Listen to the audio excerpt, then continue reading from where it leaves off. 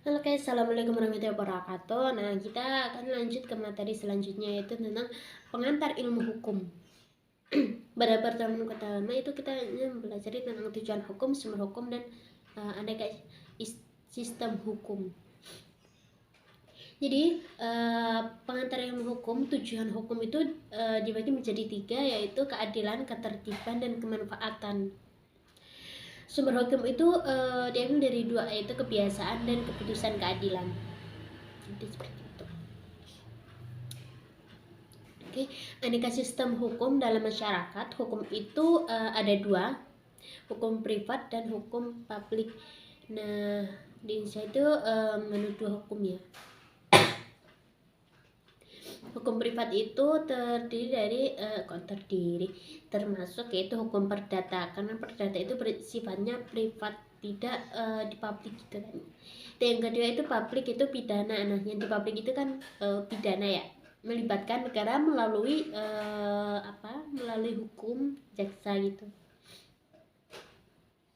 Kalau perdata itu individu sama individu gitu, melalui individu sama individu.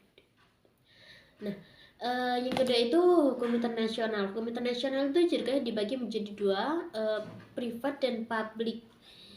Yang bedakannya itu adanya ketertiban negara. Tapi karena saya kurang mendengarkan dosen dalam menjelaskan, jadi hanya seperti itu yang saya ambil kesimpulannya. Nah, kaidah hukum itu dibagi menjadi 4, ada 4 ya.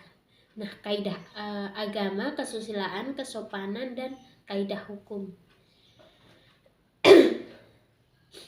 Jadi kaidah agama itu sikap batin yang menuntut formalitas. Sikap batin yang menuntut formalitas. Dan kedua itu kesusilaan. Kesusilaan itu dari hati nurani, dan kesopanan itu sikap batin yang menuntut pada diri manusia, diri seseorang. Nih, kaidah hukum itu berasal dari negara melalui peraturan. Jadi pada pertemuan pertama itu kita hanya cuma dosen memberikan tentang materi dasar saja, jadi hanya sedikit,